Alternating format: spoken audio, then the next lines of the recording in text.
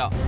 신태용 감독이 이끄는 축구대표팀의 이번 월드컵 성과에 기대감이 쏠리는 가운데 4강 신화를 쓴 2002년 한일 월드컵, 첫 원정 16강 진출 역사를 쓴 2010년 남아공 월드컵의 경기력이 다시 주목받고 있습니다. 특히 태극전사들의 가치를 전 세계에 알리며 한국 축구의 새로운 이정표가 된 2002년 한일 월드컵의 의미는 남다릅니다. 신년 특집으로 꾸미는 정봉주의 품격시대. 지금부터 불꽃 같은 투혼, 붉은 악마 함성이 공존했던 한국 축구의 역사적 순간을 4명의 특별한 손님과 이야기 나눠봅니다.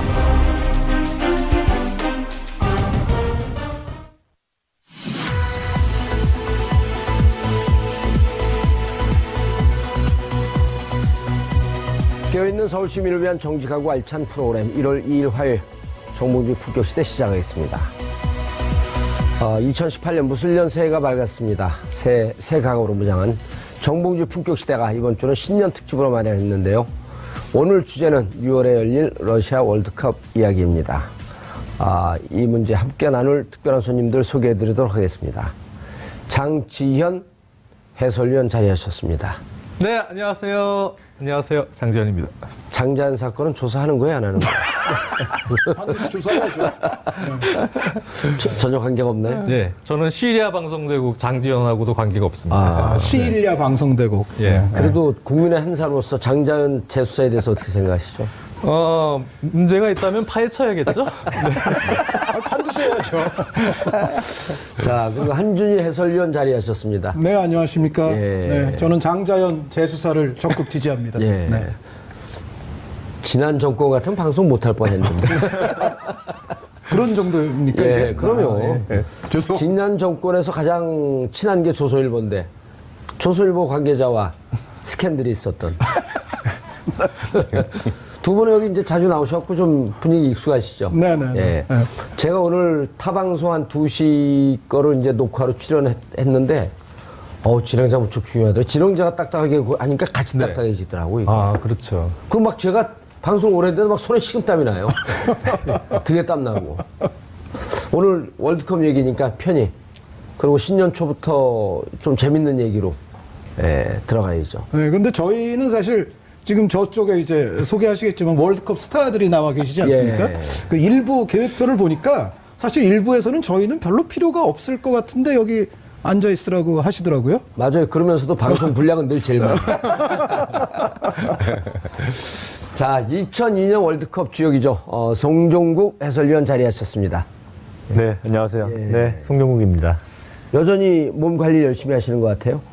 네, 우선은 살찌는 게 별로 싫어서요. 예. 계속 뭐 한 이틀에 한 번 정도는 계속 운동하고 있습니다. 그리고 송종국 축구교실도 계속 운영하고 계시고요. 네, 축구교실 하고 있고요. 최근에는 그 동탄에서 스포츠센터 운영하고 있습니다. 그래요? 그래서 저는 이제 좀 사업가 쪽으로 네, 열심히 하고 있는데요. 쉽지는 않네요. 네. 돈이 좀 안 돼요? 노력하는 만큼 네, 결과가 나오진 않는 것 같아요. 알겠습니다. 내가 또 월드컵 때 뭐 많이 챙겨놨을 텐데. 어디 갔죠? 네. 찾아봐야 되겠어요. 네, 챙겨뒀던 거. 네. 알겠습니다. 자, 국가대표 출신 이상윤 해설위원 자리하셨습니다. 안녕하세요. 예. 어깨 운동하다 다치셨나요? 축구하다가 다쳤고요. 예. 저 MBC 스포츠 플러스 넘버원 해설위원입니다. 네, 반갑습니다. 다른 방송 얘기해도 됩니다, 여기서는. 괜찮죠? 예, 그럼요. 네. 편안한 방송인 것 같아요. 다 식구인데 뭐. 온 국민이 다 식구인데요. 네. 다른 방송사 얘기해도 되는 거예요? 관계없어요. 여기는 다음 무슨 플러스 또 뭐 하잖아요. 네. 다음에서. 네, 장지현 씨를 제가 한 1,000번 이상 본 것 같습니다. 태어나서. 저는 그 방송 보면서 두 분보다 같이 진행한 여자 해설위원, 여자 진행자. 그분하고 신하영, 네. 모르겠어요. 이름은 모르겠는데 얼굴도 잘 기억이 안 나요. 근데 여성이라는 사실 때문에 계속 봅니다. 이런 분들이 많으시더라고요. 네. 예. 이름 모르죠, 근데 잘. 그분. 아니, 이름들은 대부분 알죠? 꽤 유명한가요? 그럼요. 네, 요즘에 아주 인기 있는 또 예능 프로에서도 진행을 하고 있기 맹활약중이죠. 때문에 네. 그래요? 인기가 많습니다. 네. 참고로 저희 집엔 TV가 없습니다. 자, 2002년 월드컵 얘기서부터 저희가 좀 시작을 해봐야 될 것 같은데요. 2002년 하면은 지금도 생생하게 현장에서 이렇게 보고 있는 듯한 그 감동은 안 지워지는 것 같아요. 그때는 해설위원 아니셨었죠? 네, 저는 그때 이제 2003년에 제가 데뷔를 했으니까 2002년엔 해설위원이 아니었는데 제가 이제 월드컵 바로 전주에 유학 생활을 이제 접고 귀국을 했습니다. 유학을 하셨어요? 예, 제가 유학파입니다. 예, 축구 유학은 아니지만. 근데 예, 그 같은 비행기에 세네갈 수상이 타고 왔어요, 사실은. 예. 근데 이제 월드컵 이제 세네갈이 또 돌풍이었는데 그걸 보기 위해서 이제 왔던 비행기에 저도 있었는데 예, 저는 사실 좀 놀랐죠. 사실 그 유학 생활을 마치고 이제 한국에 와서 월드컵을 이제 봤는데 우리 대표팀이 예, 저는 사실 외국에 있다 보니까는 히딩크 감독 휘하에서 이 정도로 눈에 띄게 달라졌으리라고까지 상상하지는 좀 잘 못했었거든요. 그런데 그 어떤 변화된 모습을 보고 정말 아주 즐거웠던 한 달 이상을 보냈던 기억이 있습니다. 그때 월드컵 개막전은 프랑스하고 어디하고 했었죠? 세네갈이랑. 세네갈이죠. 0대0으로 비긴 네. 개막전이. 네. 그렇죠. 비겼죠, 0대0으로? 디우프 선수. 그러지 않았나요? 예. 0대0으로. 세네갈의 돌풍. 세네갈이 이기지 세네갈이 디우프 선수가 골 이겼죠. 세네갈이 이겼죠. 갑자기 지면서 아니, 제가 개막전을 직접 현장 가서 봤거든요. 네. 세네갈이 이기지 않았나요? 모르겠어요. 저는 우리 애가 돌아다니는 애 보느라고. 오래돼서 기억이 가물가물한데요. 그 당시에 아마 그래서 프랑스가 네. 그 조별리그 탈락을 했죠. 탈락했죠. 네. 예, 알겠습니다. 그 장지원 해설위원은 그때 2002년도에 뭐 하셨어요? 저도 2003년에 이제 모 인터넷 중계 사이트에 참여를 했기 때문에 2002년까지는 다른 일을 하던 사람이었는데 아마 좀 놀라실 수도 있겠는데 저는 영화 제작실장이었습니다. 네, 그래서 당시 2002년 한일 월드컵 때 전주에서 촬영 중이었어요. 그래서 촬영을 하다가 우리나라 경기가 있을 때만 스태프들이랑 배우들 제가 스케줄을 짜니까 다 쉬게 해서 호프집을 하나 빌려서 전체가 배우들 스태프들 다 우리나라 경기를 봤는데 유독 이탈리아 전 때만 모 배우의 스케줄 때문에 촬영을 할 수밖에 없었어요. 그래가지고 전주에 뭐 아파트 단지에서 촬영을 하는데 그 앞에 그 고수부지 같은 데서 사람들이 응원을 하잖아요. 시끄러워서 촬영이 안 되잖아요. 전국 열풍이었으니까. 네, 결국은 이제 촬영이 거의 포기되고 저희 조명이 있고 막 이러니까 사람들이 이탈리아전 끝나고 전부 올라왔습니다. 우리 촬영을 한 600만 명이 나왔다 그러죠. 그때 그 통계적으로 어떻게 되나요? 한 몇만이 600만 명이 거리로 나왔다는 거 아닌가요? 통계는 제가 잘 모르겠습니다. 오늘 모르는 거를 계속. 아니 왜냐면 대본에 없는 걸 물어봐야 돼. 글쎄요. 엄청나게 많이 왔죠. 점점 저 이탈리아전 또 스페인전 하면서. 제가 이제 왜 그걸 여쭙냐면 2005년도가 2006년 국회의원 시절에 중국을 갔더니 중국 고위 간부들이 그 사람들은 거리로 일단 사람들이 많이 몰려나오면 두려워해요. 천안문 사태 때문에. 600만인가 자기들 기록을 통계를 정확하게 알고 있는데 그렇게 나온 사람들이 어떻게 했길래 다 집으로 돌아갔냐는 거예요. 데모도 안 하고. 그 사람들은 우리하고 보는 관점이 완전히 틀리더라고요. 우리는 응원하러 나와서 나온 사람들이 다 청소를 하고 들어갔는데 그 사람들은 이 응원하러 나온 사람들이 왜 국가에 대해서 저항도 하지 않고 그냥 돌아갔냐는 거예요. 이해가 안 되잖아요. 예. 그러니까 어쨌든 우리가 그렇게 몰려 나온 거는 전 세계적으로도 그때 좀 기사거리였던 것 같아요. 알겠습니다. 근데 그 중간에 한복판에 송종국 선수, 꽃미남. 지금도 꽃미남이에요? 아닙니다. 저는 제가 잘생겼다고 생각해 본 적이 없거든요. 네. 근데 그때 누구였었죠? 그 막었던 선수가? 포르투갈에? 피구 선수였죠. 피구 선수. 네. 그래서 피구 선수를 철통방어를 했는데 네. 그때 이제 나중에 언론 보도에 따르면은 히딩크 감독이 저 피구 선수는 왼쪽으로 치고 들어간다. 그러니까 오른쪽만 막아라. 네. 뭐 이런 보도하는데 그게 사실인가요? 아니요, 그런 건 없었고요. 이제 저희가 경기 전에 이제 상대팀 분석을 하는데요. 그때는 이제 전체 같이 하기 때문에 뭐 개인적으로 이렇게 누구를 어떻게 막아라 이런 얘기는 사실 하지는 않고요. 사실 경기장 안에서 이제 경기 전에 훈련하면서 이제 그런 부분에 대해서는 이제 얘기를 해주는데 사실 대부분은 어떻게 보면 개인적인 전술 능력이거든요. 개인이 좀 공부를 하고 그 선수에 대해서 좀 파악을 한 후에 사실 많이 부딪히게 되거든요. 그래서 자세하게 한 명 한 명 이렇게 막 이렇게 해라 이렇게 해라 이런 부분들은 사실 없습니다. 현장에 들어가서 판단을 하고 그 현장에서 만났던 피구 선수는 어땠나요? 우선은 뭐 워낙에 지금의 뭐 레알 마드리드 포르투갈의 그 호날두 선수 같은 사실 위치잖아요. 뭐 전 세계 최고였기 때문에 사실 딱 첫 장면이 좀 기억이 나는데 이제 피구 선수가 딱 드리블해서 치고 들어오는데 측면에서 무섭더라고요. 정말 두려웠어요. 체격 조건은 어땠었나요, 두 분이? 키는 좀 비슷한 것 같은데 뭐 워낙에 개인 능력, 뭐 스피드 이런 부분에서 피구 또 선수가 세계적인 명성이 있으니까. 네네 우선은 두려웠고요. 무서웠는데 그때 제가 딱 첫 느낌에 처음에 저는 이제 계속해서 1대 상황을 많이 했었으니까 한 3번까지는 기싸움에서 밀리면 안 되겠다. 그래서 우선은 좀 강하게 한번 붙어보자 해가지고 처음에 딱 붙었는데 딱 보니까 패스할 게 아니고 저를 제치기 위해서 드리블 하려고 딱 하더라고요. 폼이. 그래서 툭 치길래 이제 쫓아갔는데 제가 그 당시만 해도 이 짧은 구간 한 10m에서 30m는 정말 빨랐었거든요. 100m는 좀 느린데. 그래서 첫 번째 딱 부딪히고 이기고요. 그 다음에 또 두 번째, 세 번째도 마찬가지로. 이겼다는 게 공을 뺏었다는 건가? 안 뚫렸다는 뺏었죠. 네. 뚫리지 않고 뺏었고요. 원래 공격수하고 1대1로 붙으면 이제 그 축구를 잘 모르시는 분들은 네. 수비수가 유리할 거로 보는데 공격수가 훨씬 더 유리하잖아요. 치고 들어갈 때는. 그럼요. 네. 네. 공격은 뭐 여러 가지 뭐 왼쪽 옵션들이 많으니까요. 그래서 두 번째, 세 번째도 딱 보니까 약간 자존심이 상한 것 같아요. 피구 선수가. 또 제치려고 들어오더라고요. 그래서 두 번, 세 번, 딱 세 번째 맞고 나서부터는 그 두려움이 없어졌어요. 얘는 오늘 나한테 안 되겠다. 그거 딱 느꼈어요. 그게 몇 분 정도 경과한 뒤인가요? 전반 초반이었던 것 같아요. 어차피 그쪽은 포르투갈은 거의 피구 선수 발끝에서 공격이 시작됐기 때문에 우선은 한두 명을 뚫고 나서 사실 연결을 하거든요. 근데 그쪽이 우연찮게 또 저랑 붙게 되면서요. 그게 몇 번째 게임이었었죠? 세 번째. 세 번째. 그때 뭐 이 영대용 비기자고 하는 그 사인을 보낸 선수가 누구였었나요?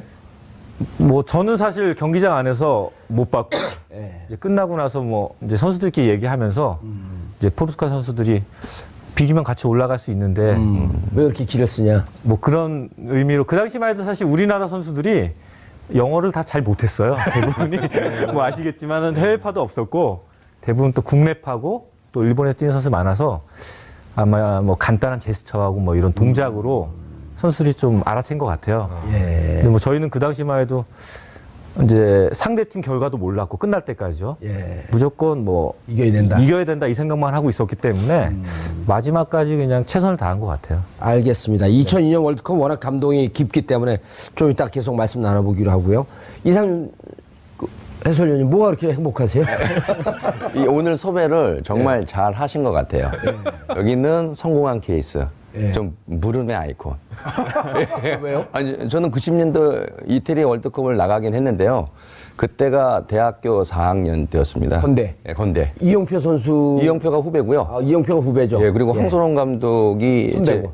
1년 후배. 1년 후배예요? 예, 1년 후배입니다. 예, 그래서 그때는 개인적으로 상당히 최순호 뭐 선배님, 뭐 김주성 선배님, 정영환 선배님 그때만 해도 선배님들한테 얼굴도 못 든 그런 기억들이 있어서 경기를 한 경기도 못 뛰었어요. 이 90년도 가고. 90년도 저도 거기 건대 나온 선수들을 많이 알고 있어요. 누구 알고 계십니까? 정청래 선수. 정청래. 네? 정청래? 선수가 다른 분야의 선수죠. 정치 선수였어. 정청래는 모르세요? 제가 정치 쪽으로는 문이 아니라. 공갈 정청래 선수. 지금 민주당 대변인 하고 있는 강훈식 선수. 갑자기 지금 두려워지고 있습니다. 왜요? 모르니까요. 국회의원들이에요? 거기다가 제가 답변을 제대로 할 수 없어서. 알겠습니다. 예. 어쨌든 그래서 경기를 90년도는 우리 성적이 어땠었죠? 저희가 조별리그 예선 통과 못했죠. 처음 16강 올라간 게 2002년도 아니에요. 그렇죠. 그전엔 다 떨어진 거고. 그러니까는 제가 봤을 때는 우리 송정국 해설위원이 참 정말 선수로서 실력적인 부분에서도 뛰어났고요. 2002년 세대는 저는 개인적으로 행운하라고 생각합니다. 실력도 실력이지만 홈그라운드에서 한다는 그 이점이 저는 상당히 아주 강점을 가지고 있다고 생각하거든요. 90년도 이태리 월드컵에서 좋은 성적을 내지 못했지만 또 우연찮게 또 98년도 프랑스 월드컵을 나갔는데 그때도 저희가 아마 그 원정 경기에서 첫승할 수 있는 팀이라고 할 정도로 강팀이었었거든요. 근데 그때도 승리를 하지 못했어요. 근데 아까 제 후배는 황선홍 감독이 중국전 마지막 그 경기에서 마지막 그 경기에서 부상을 당했어요. 평가전이었죠. 프랑스 가기 전에 그때서부터 뭔가 꼬이더라고요. 그때 황선홍 선수가 엔트리는 그 25명 포함은 됐지만 뛰지는 못했죠. 가서. 그렇죠. 그러니까 중각전에서 평가전에서 부상을 당하면서 예. 같이 가긴 했는데 그 부상이 호전이 안 되고 예, 그래서 경기를 뛰지 못하면서 그 97년도 예선전은 제가 상당히 좋았습니다. 그래서 황선홍 감독이 부상 당하면서 첫 번째 골의 주인공은 이상윤이다 할 정도로 기대를 많이 했는데 예. 또 거기 가서도 또 불운이었습니다. 너무 안 좋은 쪽들이 많아서. 왜요? 왜 불운이었어요? 저희 멕시코전에 예. 첫 경기 정말입니다. 이거 웜업 할 때. 김태형 선수. 첫 경기에 저희가 멕시코랑 경기할 때 저희가 웜업 하잖아요. 몸을 푸는데 예. 저는 공격수고 우리 김태형 선수는 수비수인데 예. 공격수가 저희는 이제 마지막 부분에서 슈팅을 하고 나오는데 슈팅하고 나오는데 돌아서는데 제가 김태형 선수 슈팅한 볼에 맞고 기절을 했습니다. 이거 실화입니다, 실화. 예, 그러니까 한 20m 정도 거리가 됐는데 예. 저는 슈팅하고 나오는데 뭔가 번쩍 하더라고요. 그때 당시에도 김태형 선수가 그렇게 슈팅이 강한 선수가 아니었거든요. 근데도 대표 선수급 되면은 그게 그렇게 가까이서 맞으면 거의 흉기 아니에요? 한 20m 정도에서 저 돌아섰는데 그 공이 날라오는데 반사적으로 제가 반응을 했었는데 반응이 안 되더라고요. 맞고 그냥 앞쪽으로 그냥 꼬꾸라졌어요. 네, 근데 그때 당시에 그 한프리 마당이었거든요. 예. 근데 그 경기를 뛰어야 되나 말아야 되는 어떤 그 중요한 순간에 선수가 욕심이 있잖아요. 예. 90년도 이태리 월드컵에서 한 경기도 못 뛰었고 94년도 발탁이 안 됐고, 안 됐고 98년도 이제 또 기회가 왔는데 그러니까 많은 사람들이 저에게 기대를 많이 했었거든요. 저도 자신도 이 경기를 통해서 저를 한 번 더 부각시켜야 된다는 그런 예. 생각을 했었거든요. 근데 그렇게 될 거라고 생각도 전혀 못했죠. 근데 또 김태형 선수가 밥 먹을 때 또 제 옆입니다. 그 두고두고 아주 이런 얘기하면 안 되겠지만 좀 죽이고 싶은 생각도 좀. 왜냐면 지금 김태형 선수는 살아있나요? 그 선수는 뭐 날아다니죠. 수원 삼성 코치로 잘 살고 있어요. 그러니까 이게 제가 준비를 정말 많이 했잖아요. 예. 근데 그렇게 한 게임도 못 뛰었어요. 그래서 또 경기를 뛰었는데 예. 우리가 멕시코전에서 하석주 선수가 프리킥 나고 골 넣었잖아요. 예. 근데 그 선수가 또 백태클에서 퇴장당할 거라고 생각도 못했죠. 그게 98년이었었나요? 그때, 그러니까 그때 당시에 하석주 선수가 프리킥 놓고 좋았고 한 5분 만에 그렇죠. 백태클 들어갔고 바로 퇴장당하고. 그게 그러니까 선수가 11명 대 11명이 싸워도 힘든 상황에 예. 저는 웜업할 때 볼에 맞아서 기절을 했잖아요. 상태가 좀 안 좋은 상태가 안 좋은 그러니까 상태에서 10명이 아니라 9.5명이 그렇죠, 그렇죠. 그러니까 11대 10으로 했는데 하석주가 또 퇴장을 당하니까 11대 9로 한 거죠.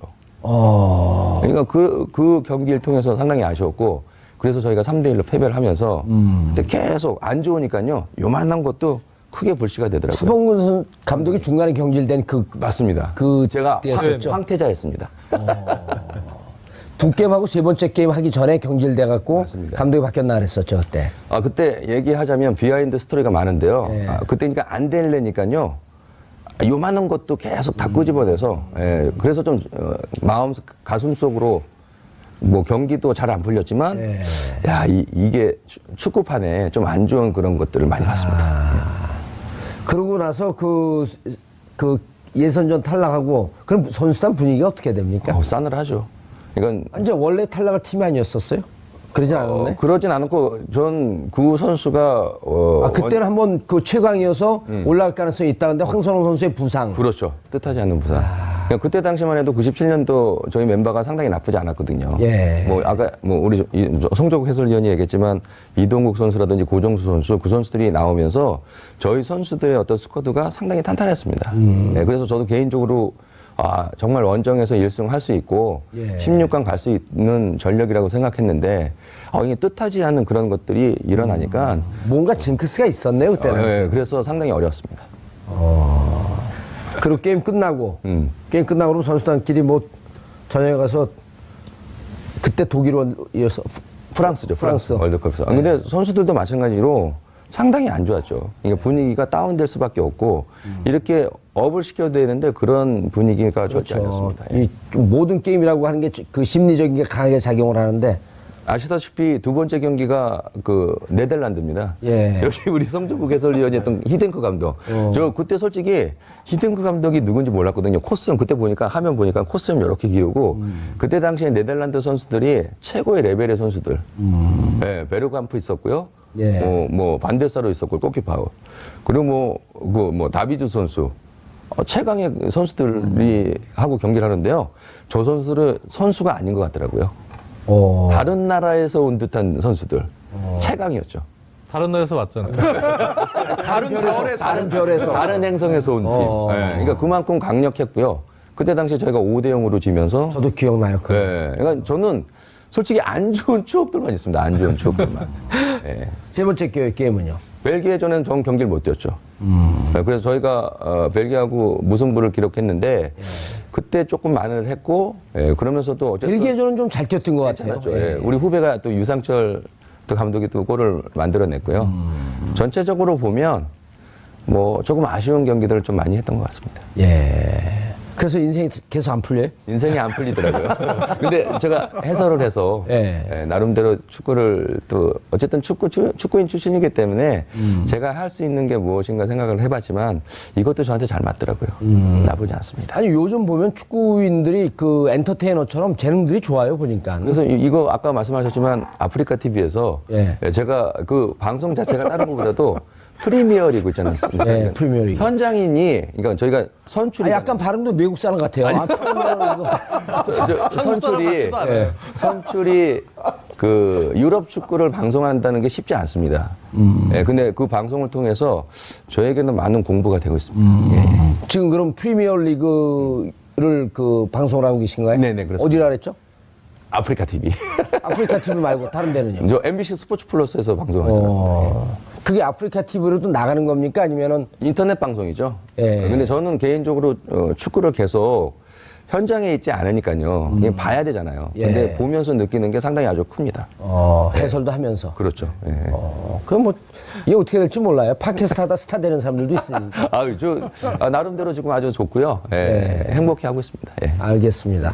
송중우, 두 분은 오늘 방청객 모델이에요. 아니, 원래 이 모든 시사 교양 프로에서 보면 이제 방청객의 웃음이라든가 박수 이런 게 중요해요. 저희가 항상 잘 웃고 있어요. 그 한준희 해설위원은요. 제가 운영하는 회사에 이제 광고 모델로 제가 발탁했어요. 아니, 아직 연락을 받은 바가 없어요. 이거는. 그런데 방송에서 지금 말씀을 하셨어요. 지금. 관계없어요, 그런 거. 아니, 근데 그 두 분 이제 해설위원 자격으로서 2002년도 보면은 그때 깜짝 놀랐다 그랬잖아요. 정말 우리 히딩크 감독이 저렇게 만들어낼까. 근데 그때 이후에도 이제 그 2002년 얘기를 자주 하실 거 아니에요. 그렇죠. 근데 2002년 때는 확실히 지난번 그 리우 올림픽 때 공을 맞췄던 김태형 선수랑 같이 해설을 하러 브라질에 갔었는데 이제 같이 방을 쓰면서 얘기를 좀 많이 했거든요. 근데 특히 2002년 때 얘기는 당시에는 이제 좀 기간을 두고 송정욱 선수도 아시겠지만 김태형 선수 그때 못 뛰었죠. 2002년에 주전 뛰었나요? 네. 그래서 아파치라는 별명으로 좀 이렇게 그 깡다구 있게 이렇게 그렇죠. 좀 터프한 이제 수비를 하는 이제 스타일인데요. 근데 선수들이 오랜 그 일정 기간 동안 합숙도 하고 하면서 피지컬적으로요. 몸이 거의 뭐 지방 없이 전사가 된 몸으로 준비가 돼 있었대요. 2002년도에. 네. 그래서 거의 뭐 몸이 진짜 최상의 몸 상태로 경기에 임하고 준비가 돼 있었기 때문에 피지컬적으로 역시 우리나라 축구는 체력이 뒷받침돼야 된다. 네. 많이 뛸 수 있는 축구를 해야 우리가 좀 부족한 기술이나 여러 가지 단점들이 보완이 돼서 본선에서 경쟁력이 있다. 근데 2002년 때는 확실히 그런 부분들이 준비가 잘 돼 있었죠. 다른 월드컵 때에 비해선. 그래서 아마 그런 부분들이 좀 많이 도움이 됐던 것 같아요. 시간적 준비나 체력적 준비 이외에도 저는 개인적으로는 히딩크 감독이 우리에게 새로운 것을 전수해준 부분들이 굉장히 많다고 생각을 합니다. 그러니까 히딩크 감독이 우리나라에 이제 처음 와서 저는 뭐 직접 송정국 선수처럼 경험한 건 아닙니다만 듣기에는 대한민국이 월드컵에서 지금껏 성공을 못하는 가장 큰 이유 중에 하나가 히딩크 감독이 여러 가지 이제 진단을 내렸습니다만 그 중에 하나가 뭐냐면 이전의 실패로부터 발전과 교훈을 얻지 못하는 것 같다라는 이야기를 히딩크 감독이 했다고 해요. 그러니까 예를 들어서 경기 중에도 여러 가지 그 상황, 시츄에이션들이 벌어지지 않습니까? 근데 그럴 때 어떻게 요령껏 대응해야 우리가 손해 안 보고 그 시간 이후부터 또 경기를 다시 잘할 수 있는지들에 관해서 우리는 월드컵을 그 이전까지도 여러 차례 하기는 했습니다만 실제적으로 그러한 요령이라든가 대처 방식이 는 게 없다. 그런 걸 히딩크 감독이 정말 정확히 봤던 것 같아요. 그래서 예를 들어서 히딩크 감독 같은 경우는 예를 들어 뭐 우리가 조금 억울한 파울을 당하거나 억울한 판정을 당하거나 그랬을 적에 이제 선수들이 어떻게 해야 관중들의 좀 항의도 이끌어낼 수 있고 그 다음부터 또 심판에게 약간 부담도 가게 만들 수 있고 이제 이런 것부터 시작을 해서 전체적으로 뭐 예를 들어 이런 장면도 있어요. 예전에 골드컵에서 히딩크 감독이 월드컵 하기 전에 골드컵이라는 대회에 나가서 퇴장을 한번 당한 적이 있는데 그러한 상황 같은 경우에도 미국에서 있었던 예, 거죠. 그렇죠. 예. 과거 같으면 이제 뭔가 좀 안 좋은 상대가 우리에게 파울을 해서 나오든지 아니면 뭐 우리가 파울을 하는 경우도 그렇습니다만 상대가 프리킥을 빨리 진행해서 역습을 하게 되면 우리가 곤란하잖아요. 예. 근데 그렇게 볼이 멈춰진 상황에서는 먼저 볼을 예를 들어 집어서 조금 이렇게 시간을 끈 다음에 이렇게 우리가 수비를 갖춘 이후 볼을 좀 슬슬 넘겨주는 뭔가 이제 그러한 것들도 사실은 히딩크 감독 이전까지는 우리가 매번 당함에도 불구하고 우리가 계속해서 그런 요령을 숙지하지 못했었는데 동네 축구에서는 자주 나오는 건데. 아 그렇죠. 어떻게 보면 그것도 히딩크 감독 이후의 영향일 수도 있어요. 그 전에도 우리는 그랬었는데. 아니, 수준 높은 동네 축구를 하셨기 때문에 예, 정 의원님께서는 뭐 그러실 수 있지만 어찌됐건 히딩크 감독이 우리 대표팀 선수들에게 여러 가지 뭐 선진적인 훈련 방식부터 시작해서 정말 경기 중에 빚어지는 여러 가지 상황들에 대한 대처 요령에 이르기까지 히딩크 감독이 새롭게 전수해 준 것이 대한민국 축구에는 굉장히 많았다 이렇게 저는 평가를 합니다. 알겠습니다. 송영구 선수님. 네. 어땠나요? 히딩크 감독하고 몇 년 같이 있었어요?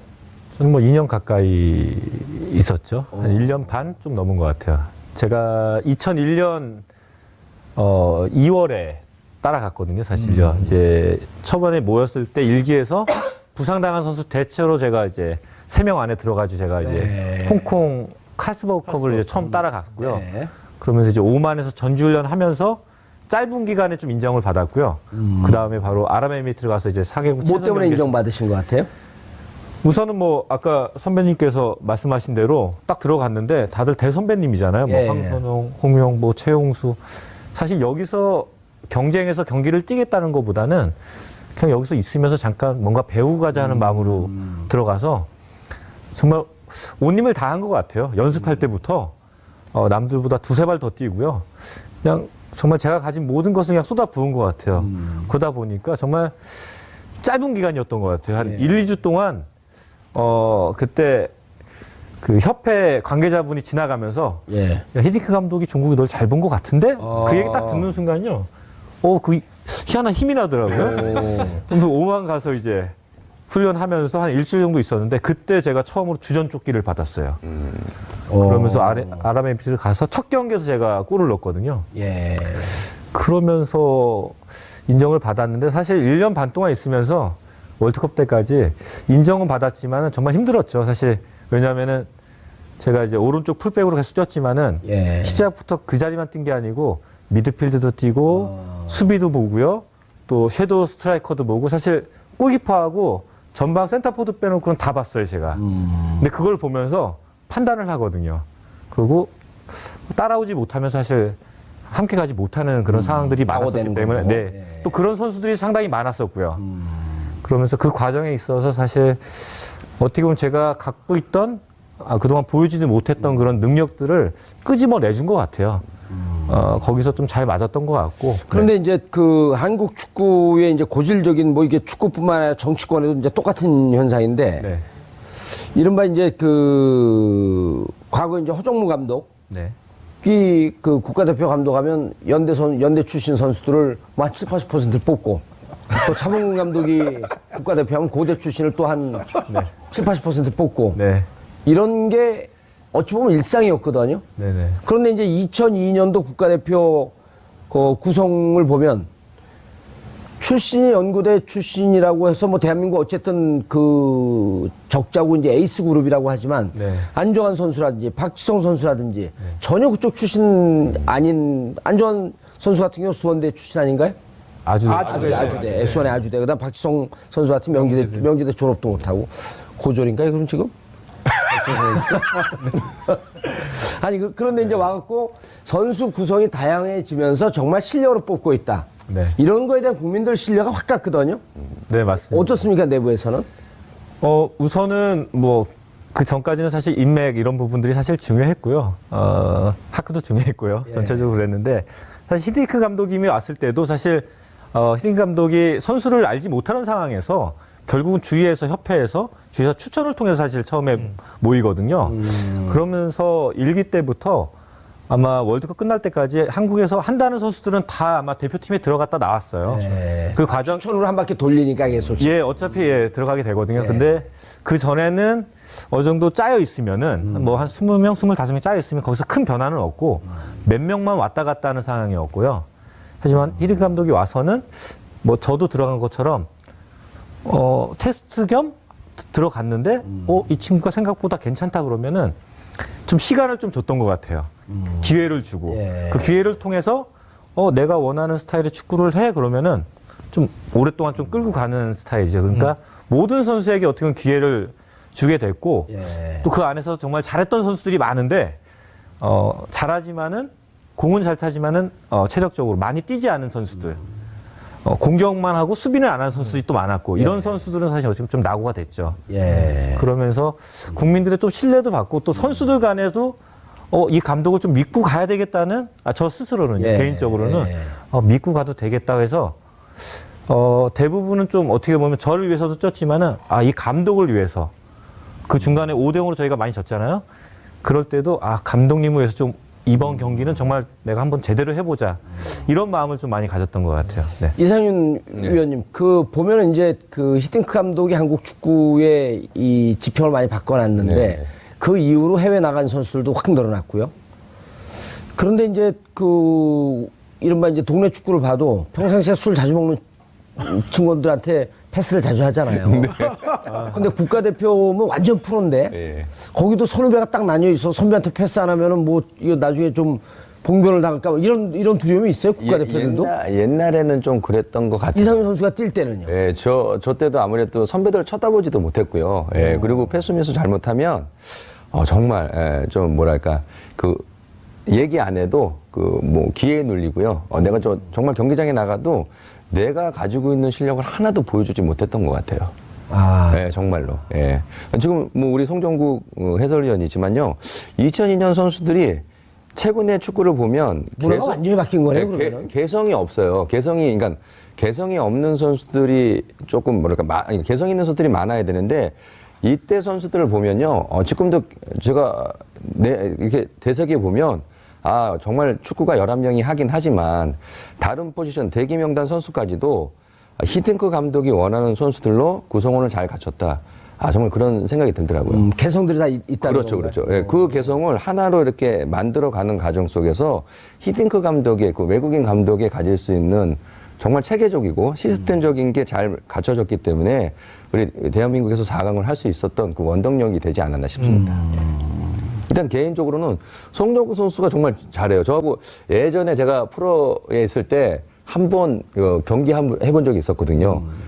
종국이가 수비였고 제가 공격이었는데 제가 볼을 잡는데 뭔가 수비가 앞에 뭐 철벽이라는 느낌이 들 정도로 되게 좋았어요. 근데 송정국 선수 제가 공차는 한두 번 봤는데 동네 축구에서 동네 축구에서도 국가대표 A매치 뛰듯이 뛰더라고요. 진짜 그래. 정말 열심히 해요. 아무도 용서하지 않더라고요. 제가 보니까 8명을 뚫고 가더라고요. 수비도 수비지만요. 공격도 잘하고요. 정말 그 정상적으로 경기하는 근데 것처럼. 동네 축구에서는 예의가 있거든요. 그런 거. 3명 빼고 어느 패스해 주는데 8명을 빼고 그때도 누구 밀어줄 줄 알았더니 그때 슛을 때리고 골을 넣고 나오더라고요. 그게 프로예요. 그거는 사실 이제 프로 출신으로서 사실 자주 하지는 않아요. 드리블을 해서 많이 제치기보다는 주위에 이제 사실 약간 못하시는 분한테 좀 밀어주는데 가끔 한 경기에서 한두 번은 보여줘야 돼요. 안 보여주면은 상대방이 좀 보니까 상대방이 좀 건방지게 굴더라고 제가 보니까. 공 좀 찬다고. 그럴 때는 한 번씩 보여줘야지 기를 눌려줘야 됩니다. 안 그러면은 좀 쉽게 생각하거든요. 이상윤 위원 보시기에는 그럼 2002년 세대들 2002년 세대라고 부를 수 있겠죠. 한 획을 긋은 거니까. 네, 맞습니다. 그 세대들 후배 세대들인데 무척 부러웠겠어요? 정말 부러웠습니다. 그러니까 98년도 프랑스 월드컵 나갔던 우리 원정 멤버가 2002년 세대 2002년에 우리가 만약에 홈에서 했다면 하는 그런 항상 아쉬움이 있었습니다. 그런데 지금 다시 원점으로 왔어요? 예. 2018년 세대가 다시 98년 세대로 20년을 돌아간 것 같아요. 예, 지금의 어쨌든 신태용 감독이 부임하면서 예. 말도 많고 탈도 많았잖아요. 그러니까 개인적으로는 저희 다시 얘기하지만 97년도에 예선전 할 때 너무 좋았어요. 그러니까 예선전 나갔을 때 저희가 정말 많은 사람들한테 기대를 할 수 있는 그런 실력을 보여줬는데 오히려 저는 축구 방송하면서도 항상 얘기하는데 흐름이라고 생각해요. 그러니까 신태용 감독도 지금의 정말 흐름을 탔고 그리고 흐름을 탔다고 저는 생각하거든요. 그리고 정말 힘들었거든요. 그리고 또 비난도 너무 많이 받았고요. 예. 그러니까 저도 축구인의 한 사람으로서 항상 주변에 있는 축구 안 하는 사람들이 요새는 프로축구, 그러니까 프리미어리그, 그러니까 유럽에 있는 축구들이 수준이 높아졌잖아요. 예. 그거 보는 눈들이 너무 높아져서 한국 축구에 대한 어떤 수준을 거기에 지금 맞추는 거죠. 예. 그러다 보니까 정말 못한다고 얘기할 때 저도 뭔가 이렇게 대변을 해줘야 되는데 쉽지 않더라고요. 그렇다고 해서 못하는 거를 잘할 수 있다라고 변명하는 것도 싫고요. 근데 지금 제가 봤을 때는 그 흐름을 잘 가져간다면 오히려 저는 2018년도 러시아 월드컵에서 개인적으로 저는 좋은 좀 성적 낼 거라는 예감을 갖고 있습니다. 건대 축구부 감독을 맡으셨었나요? 했었죠. 네네. 얼마나 하셨어요? 지금 한 1년 반 정도밖에 하지 못했는데 좀 아쉬웠습니다. 예. 감독으로서 감독의 눈으로 바라본 지금 우리 대표팀 일단 신태용 감독의 고충이나 뭐 이런 게 좀 이해가 가든가요? 그러니까 신태용 감독도 공격적인 성향의 또 출신이에요. 그런데 자기가 원하는 색깔을 100% 지금 하지를 못하고 있죠. 그러니까 처음에 맡았을 때도 저희가 정말 승점 1점이 중요했고 이 상황에서 뭔가 잘못되면 탈락할 수 있는 위기에 왔었기 때문에 자기 색깔을 보여주지 못했었거든요. 그래서 예. 하지만 우리가 월드컵에 지금 러시아 진출을 했고요. 근데 아마 저는 개인적으로 신태용 감독도 지금의 그 분위기를 잘 이끌어낸다면 자신이 원하는 축구가 있거든요. 철학도 있고. 예. 분명히 좋은 어떤 자신의 그 색깔을 충분히 보여줄 수 있을 거라는 그 기대감을 좀 많이 갖고 있습니다. 알겠습니다. 2부에서 이제 본격적으로 2018년 러시아 월드컵 전망을 좀 해볼 텐데 죽음의 조. 언제나 죽음의 조 아니었었나요? 네, 대한민국에게는 사실 역사적으로 봐도 거의 매번 죽음의 조였어요. 근데 다만 이제 상대적으로 좀 비교를 해볼 때는 24개 팀이 나가는 거죠. 지금은 이제 32개 팀입니다. 32개 예전에는 이제 24개 예. 시절도 있었습니다만 이상윤 의원이 나갔던 98년까지가 우리가 조가 좀 극심하게 계속 어려웠었고요. 사실 86년부터 98년까지는 정말 이건 죽음의 조의 역사나 다름이 없었습니다. 예. 그런데 다만 2002년부터는 우리의 조편성 기운이 약간은 나아졌어요. 약간은 조금 물론 그래도 어렵습니다만 전체적으로 좀 나아졌다가 그게 FIFA 랭킹이 올라가서 그랬던 건가요? 조편성 제도는 시스템은 이번과 예전에는 다르긴 했습니다만 전체적으로 우리가 아주 최악까지 몰린 적은 요즘에는 조금 드물었었는데 이번에는 제가 봤을 때는 이상윤 의원 뛰시던 98년 이전으로 거의 회귀한 듯한 죽음의 조인 것만큼은 틀림이 없습니다. 어디죠? 일단 독일, 스웨덴, 멕시코입니다. 독일, 스웨덴, 멕시코. 그러니까 98년 대회 때랑 어떻게 보면 조금 유사하죠. 같은 멕시코가 있고요. 네. 당시에는 네덜란드, 벨기에였는데 이번엔 네덜란드 대신 독일. 그럼 이번에 누가 스웨덴. 공을 맞을지 그거를 봐야 돼요. 어디다가 누가 공을 맞을지. 독일, 스웨덴, 멕시코. 다 강팀들 아닌가요? 그렇죠. 그러니까 모두 개성들이 뚜렷하고 독일은 사실 팬 여러분들께서 독일에 대해서는 그렇게 많은 설명을 들으실 필요가 없을 거예요. 독일은 아주 몇 개의 초강력 우승 후보들 가운데 하나고요. 멕시코는 6회 연속 16강 진출팀 아닙니까? 그러니까 16강 이후가 문제지 조별리그 통과는 문제가 아니다라고 계속 그것을 증명해 왔던 팀이 멕시코고, 스웨덴은 아시다시피 이번에 네덜란드와 같은 조였는데 네덜란드를 떨궜고, 플레이오프에서는 또 이탈리아와 맞대결 두 판에서 이탈리아를 떨궜고, 물론 이제 이탈리아에게 수비적인 경기를 하기는 했습니다만 전체적으로 스웨덴은 또 정말로 유럽팀 가운데에서는 체격 조건이 좋으면서 끈끈한 힘이 있거든요. 그래서 우리 입장에서는 세 팀 모두가 부담스러운 것은 틀림없는 사실인 것 같습니다. 알겠습니다. 자세한 2018년 월드컵 전망은 2부 들어가서 계속. 2018 러시아 월드컵 본선 조추첨 결과 우리나라 축구대표팀은 독일, 멕시코, 스웨덴과 함께 F조에 편성됐습니다. 현재로선 피파 랭킹 1위이자 월드컵의 영원한 우승 후보 독일을 견제할 팀은 보이지 않아 우리나라와 멕시코, 스웨덴이 16강 진출 마지노선인 2위 자리를 놓고 치열하게 경쟁할 것으로 예상됩니다.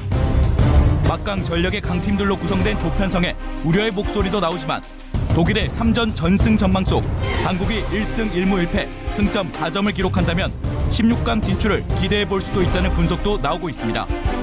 특히 첫 상대국인 스웨덴과의 경기가 16강 진출 여부를 정할 가장 중요한 경기가 될 것으로 보입니다.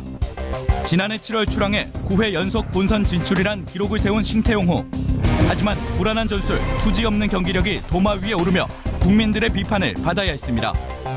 16강 진출을 위한 당금질에 돌입한 신태용호가 이제까지 이어진 뼈아픈 지적을 몸에 새겨 러시아 월드컵에서 확 바뀐 모습을 보여줄지 새로운 축구 신화를 써 국민들의 마음을 울릴 수 있을지 주목됩니다.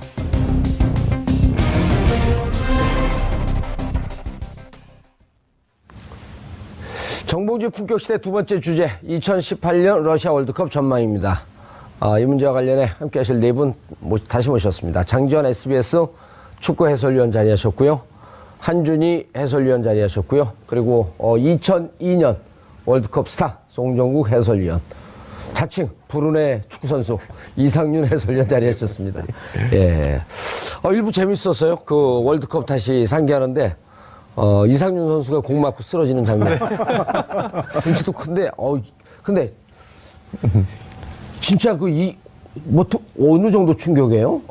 그러니까 제가 기절해서 우리가 정신을 못 차렸으니까요. 예. 그리고 의료진들이 와서 막 얼음 아이스 어딜 얼굴 맞았어요? 얼굴 간자 그러니까 권투에서 말하면 카운터 펀치라고 하죠. 예. 관자놀이 맞은 것 같아요. 그래서 라카름에 돌아왔는데 차범 감독님이 제가 안 하던 행동을 계속하는 거예요. 막 닥터가 가서 얼음 대고 막 저런 행동을 하니까 이게 자신도 조금 저게 왜 이러지? 그런 얘기를 들었거든요. 근데 저도 개인적으로는 한 장의 카드를 만약에 얘기했으면 한 장의 카드를 잃어버리는 거거든요. 세 장의 카드를 쓸 수 있는데. 예. 근데 제 욕심이죠. 욕심에서 그랬던 것 같아요. 아니, 동네 축구에서는 이렇게 이제 프리킥 찰 때 일부러 대놓고 배를 그냥 공을 차갖고 이제 막 패싸움 나고 이제 게임 끝나고 그러거든요. 근데 동네 축구 선수들이 차는 것도 그렇게 충격인데. 예. 이거 김태형 선수가 원래 슈팅이 그렇게 강한 선수가 아니었어요. 예. 근데 죽어라 슈팅 때렸거든요. 그때 공 하나가 그 이후에 축구 선수의 운명을 바꿨죠. 불운으로 바꿔버렸네. 2002년에 김태형 선수는 완전히 성공했고요. 예. 저는 그 이후로 그러니까 그 얘기는 계속해요. 김태형 선수가 오래 생존해 있었으면 좋겠어요. 알겠습니다. 자, 이제 2018년. 말도 많고 탈도 많았어요. 장지원 해설위원님. 네, 정말 말도 많고 탈도 많고. 예. 우리가 근래 들어서 월드컵 본선 진출 가장 힘들게 지금 진출했던 그 대회인 것만은 분명합니다. 네. 하지만 요즘에 근래 평가전이나 동아시안컵을 통해서는 또 경기력이 좋아지고 있거든요. 그래요? 전술도 바뀌면서. 이번에 그 일본한테 4대1로 이길 때 예. 일본 선수가 재밌는 표현을 했어요. 우리나라 기자가 저는 소설을 쓴 것 같진 않고 보통 기자들이 이제 소설을 많이 쓰니까 일본 선수가 그런 얘기를 했다 그래요. 한국 선수들은 참 이상하다. 월드컵 준비하기 할 때까지 계속 이른바 이제 죽을 쓰다가 막상 월드컵 임박하게 되면 어떻게 된 건지 다 잘한다. 그런 걸 언론 보도에서 본 적이 있어요. 네. 이번에 선수들 역량이 그렇게 좋았나요? 확실히 좋아졌죠. 네. 일단은 선수들 역량을 떠나서 전술적으로 이 4-4-2 시스템으로 바뀐 이후부터 수비 조직력이 선수들이 이해하기 상당히 쉬워졌고 또 그것을 선수들이 또 잘 따라준 것 같아요. 그러다 보니까 밸런스가 살아나다 보니까 수비가 잘 되니까 일단 전체적인 밸런스가 살아나고 공격도 같이 좋아지고 그런 이중 효과가 좀 되지 않았나. 앞으로 한 6개월 정도 남았어요. 어떻게 대비하나요? 6개월에 관한 이야기들이 언론지상에도 지금 많이 나오고 있습니다만 일단 송정국 선수가 가장 잘 알고 있을 겁니다. 우리의 어떤 선전을 이끌어내는 가장 중요한 원동력은 역시 대회에 들어갔을 때 선수들의 컨디션과 몸 상태, 체력이라는 생각이거든요. 기본적으로 우리가 독일이 됐든 스웨덴이 됐든 멕시코가 됐든 한 발, 두 발 더 뛰고 더 빨리 뛴다는 마음가짐으로 경기를 치러야 되는데 그러기 위해서는 선수들의 몸 상태와 체력 상태가 우리가 100% 최상인 상황에서 스웨덴과의 첫 경기에 임해야 됩니다. 그런데 결국은 그러자면은 선수들이 지금 개별적으로 다 흩어져서 소속팀에서 경기를 하고 있지 않습니까? 근데 그 선수들이 일단 뭐 부상도 조심해야 되고 전체적인 어떤 자신의 컨디션을 월드컵에 좀 맞춰서 올릴 수가 있어야 되고요. 그것을 또 대한축구협회와 코칭 스태프도 지속적으로 관리를 해줘서 뭐 전술과 뭐 이런 것도 중요하고 분석도 당연히 중요하고 모든 게 다 중요하고 우리는 사실은 모든 게 100%가 돼야만이 사실은 16강 진출을 할 수가 있습니다. 그런데 그 가운데에서도 가장 기본은 역시 선수들의 몸 상태와 체력을 정확하게 충분히 갖춘 이후에 우리가 출전을 해야 된다라는 생각입니다. 예. 2002년도를 되돌아보면 지금쯤은 어떻게 하고 있었나요? 그때는 좀 오랫동안 장기간 같이 훈련하고 그러지 않았었나요? 네, 우선은 저희가 1년 반, 6개월 남았을 때도 사실 대표 월드컵이 있어서 거기에 집중해서 많은 시간을 훈련을 하긴 했지만은 팀에 돌아가서 또 경기를 다 했었어요. 제가 2001년도에 계산해 보니까 팀에서도 한 40경기를 뛰었더라고요. 그러면서 또 시간이 나면 대표팀 가서 훈련하고 또 A매치 뛰고 이런 식으로 거의 60경기 이상, 70경기 가까이 뛴 것 같은데요. 1년에? 네. 그렇게 뛰었는데도 사실 아까 이제 한준희 해설위원님께서 말씀하신 대로 체력 관리를 잘했어요. 다른 데 신경 쓰기보다는요. 정말 먹고 자고 훈련하고 여기에 초점을 맞췄었고요. 지금 이제 가장 중요한 부분을 말씀하셨는데 2014년 브라질 월드컵 때 제가 뭐 현장에서 해설을 하긴 했지만은 정말 안타까웠던 게 70분, 80분 정도 되면 선수들이 다 지쳐가지고요. 뛰질 못했어요. 그런 부분들이 어떻게 보면 그 전 세대 우리 선배님들 때도 좀 체력적인 안배가 안 돼가지고 고생을 하셨는데 그런 부분들을 사실 2002년에는 고쳤었거든요. 그런데 못 뛰는 것보다는 정말 체력적으로 효과적으로 이렇게 조직 훈련도 하고 전술 형태를 만들어야 되는데 너무 많이 뛴 것 같아요. 그러고 체력적인 준비도 안 돼 있고 왜냐하면 또 국내에서 뛰는 선수들과 해외에서 뛰고 있는 선수들의 또 시즌이 다르기 때문에요. 이제 국내 선수들은 어떻게 보면은 6월달 정도 되면 최고의 컨디션이 올라가 있는 상태고 유럽파 선수들은 우선은 경기를 못 뛰는 선수들이 많았고요. 또 뛰어도 시즌이 끝난 시점이기 때문에 체력적으로 좀 바닥을 치고 있는 선수들이 많았어요. 그런 부분들을 아무래도 협회 입장에서는 관리 자체가 좀 안 된 것 같아요. 그래서 이번 월드컵은 6개월 남았기 때문에 우선은 유럽에서도 뭐 잘하고 있는 선수도 있지만은 대부분이 경기를 못 뛰고 있거든요. 그런 선수들의 부분, 이제 체력적인 부분, 정신적인 부분, 또 국내 선수들에서도 잘하고 있는 선수들이 있고요. 또 막 젊어서 치고 들어오려는 선수가 있는데 그런 부분들을 전체적으로 관리 감독을 해가지고요. 아무래도 월드컵 전까지는 말씀하신 대로 한 3일 전까지는 100%의 컨디션을 올려놔서 첫 경기를 딱 준비를 해야지 좀 승산이 있다고 생각을 합니다. 이상희 해설위원, 지금 보면은 다들 프로 선수들이고 업으로 하는 선수들인데도 이게 체력이 높낮이가 좀 틀린 것 같아요. 네, 일단 우리가 이제 일반 국민들이 보거나 시청자들이 볼 때는 모두가 다 최상의 컨디션으로 월드컵에 나가는구나 이렇게 생각하고 있거든요. 그렇지 않은가 봐요? 지금 EPL에서도 보면 우리 예전에는 외국에 진출하는 선수들이 그렇게 많지 않았죠. 지금은 외국에 나가서 좋은 활약을 해주는 우리 손흥민 선수 같은 경우도 그러니까 경기 감각을 얼마나 끌어올리느냐가 상당히 중요하거든요. 저도 오늘 오면서 기사를 하나 봤는데 멕시코에 지금 오소리오 감독이 에르난데스 선수가 지금 웨스트햄에 있습니다. 근데 이 선수가 경기를 뛰지 못하다 보니까요. 경기 감각이 떨어질 수밖에 없는 거거든요. 그러니까 선수들이 체력적인 거, 기술적인 부분 상당히 중요한데 자기 소속팀에서 정말 경기를 뛰면서 자기 감각을 끌어올렸을 때 월드컵에 포커스를 맞출 수가 있는 거거든요. 근데 그런 감각을 잃어버리면 정말 쉽지 않은 거거든요. 그러니까 신태용 감독도 지금 1월에 지금 중동으로 원정 지금 전지훈련을 가는데요. 동아시아컵에서도 우리 안전희 해설위원이 장지현 해설이 얘기했지만 국내파 선수들이 경기를 뛰는 선수들 그리고 경기를 뛰지 못하는 선수들의 어떤 차이는 있습니다. 그래서 경기를 뛸으로 해서 내 자신의 가지고 있는 실력을 체력적인 부분도 끌어올리면서 감각을 계속 이어갈 수 있다면 저는 러시아 월드컵의 딱 첫 경기 스웨덴 경기 있지 않습니까? 그 경기에 포커스 잘 맞추면 상당히 좋은 경기력을 가져가고 또 우리가 원하는 첫 경기에 어떤 첫 단추에 잘 깨면 좋은 성적을 낼 수가 있는 거거든요. 그러니까 저는 개인적으로 이제 경기를 뛰느냐 못 뛰느냐가 상당히 중요하다고 생각합니다. 지금 자기 소속팀. 그렇죠.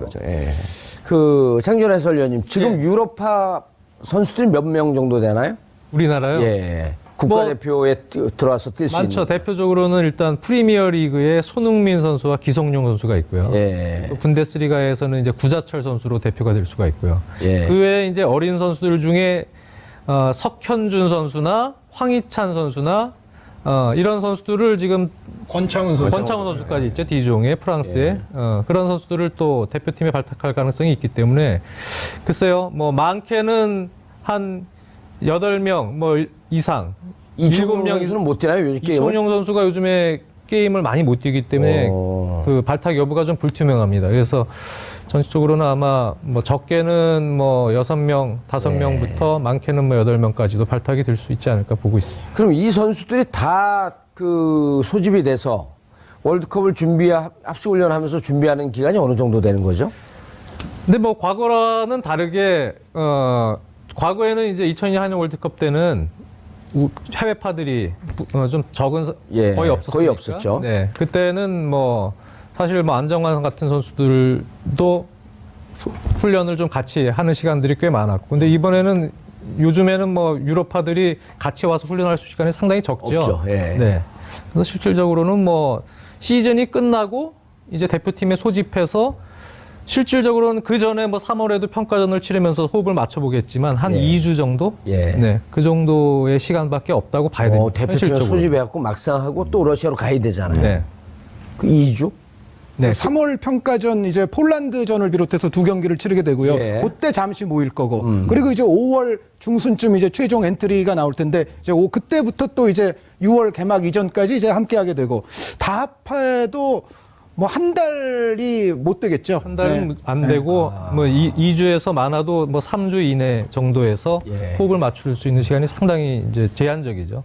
그러면 그때 2002년도하고 비교할 땐 이건 상대적으로 팀 그 손발을 맞추기에는 무척 그 짧은 시간 아닌가요? 맞습니다. 네. 그때 뭐 큰 장점은 또 우리나라에서 했었고요. 예. 뭐 협회나 또 구단, 뭐 전체 나라에서도 뭐 월드컵 성적을 내기 위해서 전체로 뭐 물질적으로라든가 시간적으로 저희에게 시간을 많이 줬었고요. 예. 하지만 지금은 저희가 뭐 그 후로는 이렇게 모여서 함께 훈련할 수 있는 시간이 거의 없었던 것 같아요.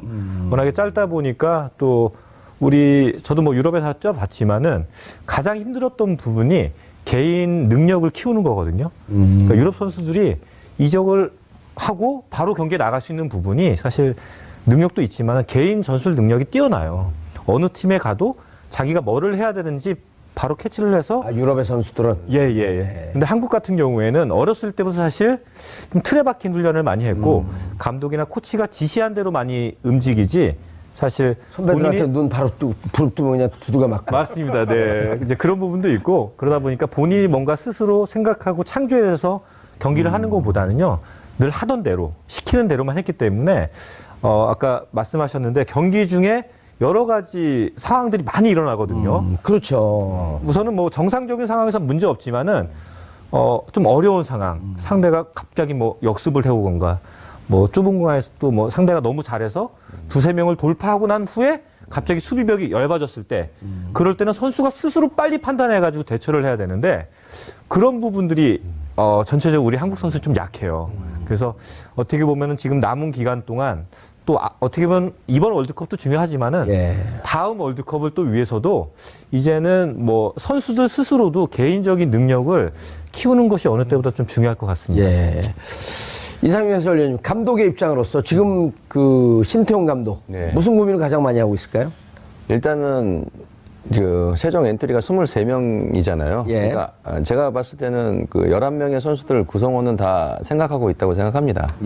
어차피 6월 달에 경기 들어가기 전에 또 축구라는 것이 또 부상 때문에 선수가 탈락하는 경우도 있어요. 그러니까 그런 부분에서 아마 신경을 써야 될 것 같고요. 뭐 지금 송정국 해설위원이 얘기한 것처럼 그 선수들의 개인적으로 외국에 나가서 활약하는 선수들의 실력도 지금 계속 보고 있고 또 국내 선수들도 체크하고 있는 거거든요. 근데 그 선수들이 가지고 있는 영향력들을 얼마만큼 끌어내느냐가 감독의 몫이라고 생각해요.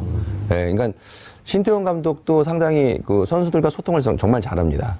그래서 그런 부분만 잘 선수들이 캐치하고 또 그 감독하고의 커뮤니케이션만 잘 만들어 간다면 아마 좋은 경기력과 또 내가 원하는, 그러니까 자기가 원하는 축구를 하고 감독으로서의 책임을 질 부분은 책임을 져야 된다고 생각하거든요. 근데 그런 부분에서 아마 고민을 많이 할 것 같고요. 어차피 감독은 다른 팀들은 분석을 다 하죠. 그리고 스텝이라는 것은 예전에는 감독들이 다 했는데 이제는 구성원들이 요소요소에 다 깔려 있죠. 이번에 그리고 또 그란데 코치를 모셔온 것도 저는 신의 한 수라고 생각합니다. 예, 국내 지도자들 뭐 차두리, 뭐 또 김남일 선수, 그리고 뭐 정경준 코치가 있는데 외국 감독들이 가지고 있는 코치들이 가지고 있는 좋은 장점들을 그러니까 2002년 히딩크 감독이 가졌던 그 스텝과 거의 비슷하게 좀 끌어간다고 생각하거든요. 그러면서 가질 수 있는 장점, 그러니까 단점들을 장점으로 보여줄 수 있는 그런 능력을 신태용 감독에게 계속 또 뭐랄까 소스를 주지 않을까 싶습니다. 그란데 코치요? 네, 그란데 코치. 뭐 하는 사람이에요? 그 델 보스케, 그러니까 스페인 대표팀 감독이었을 때 코치로서 좋은 활약을 보여줬고요. 뭐 유로에서도 우승을 했고 경험이 많은 코치입니다. 네, 제가 이게 확실히 유럽 축구를 방송을 하다 보니까 너무 좋은 게 그런 코칭 스태프를 구성원을 딱 놓고 같이 일을 하다 보니까요. 이번에 동아시아컵에서도 좋은 성적을 냈던 이유 중에 하나도. 그 전에 왔나요? 근데 언제 들어왔어요, 그러면? 그 전에 와서 이제 뭐 벤치에도 그때 앉았었나요? 본격적으로 아마 일을 한 것이 동아시안컵부터라고 보시면 그때서부터 뭔가 소스를 줬고. 저는 사실은 뭐 본격적으로 관여하진 않았었고. 그러니까 동아시아컵은 뛰었나요? 그란데 코치가? 그렇죠. 그란데 코치와 하비에르 미냐노 또 피지컬 코치가 두 명이 왔습니다. 그러니까 그 코칭 스태프가 업무로 해서 어떻게 보면 저희들이 받아들이는 게 그게 어떻게 받았느냐가 중요하다고 생각해요. 그 새로운 시스템에 또 뭔가 이렇게 변화적인 게 선수들이 가지고 있었던 어떤 그전의 방식과는 좀 틀렸었다라는 생각이 들거든요. 그러다 보니까 뭔가 팀에 녹아넣고 또 감독이 원하는 것들을 정말 골맞던 것들을 터뜨려주는 거죠. 네, 그런 부분에 상당히 아주 이렇게 뭔가 잘 맞아 들어가고 융화가 되다 보니까요. 그런 어떤 조그만 것들이 힘이 되는 것 같습니다. 예, 송정국 해설위원님 어떻습니까? 지금 대표팀 얘기를 내부적으로 좀 들어보실 거 아니에요? 네. 근데 두 사람이 와서 좀 잘한대요? 밥값 한대요? 우선은 뭐 모든 것들이 성적으로 보여주는 거기 때문에요. 우선은 그러니까 일본전 자연스럽게 얘기를 해보면 되겠네. 네, 우선은 일본전에서 크게 저희가 동아시안컵에서 우승을 했고요. 또 일본전에 대승을 했기 때문에 그 효과는 충분히 보고 있다고 봅니다. 그래서 결국은 뭐 지금도 중요하지만은 저희가 원하는 결과는 사실 월드컵이기 때문에요. 월드컵 때까지 과정도 중요하지만은 가서 성적이 얼마만큼 나오냐에 따라서 사실 희비가 엇갈릴 것 같아요. 알겠습니다. 그 창렬 해설위원님. 그런데 월드컵에서 좋은 경기를 냈으면, 좋은 성적을 냈으면 좋겠다라고 하는 국민들의 염원이 있는가 하면 또 한편에서는 좀 월드컵 갖고 아주 쪽박을 차갖고 축구협회를 한번 뒤집어 엎어버려야겠다.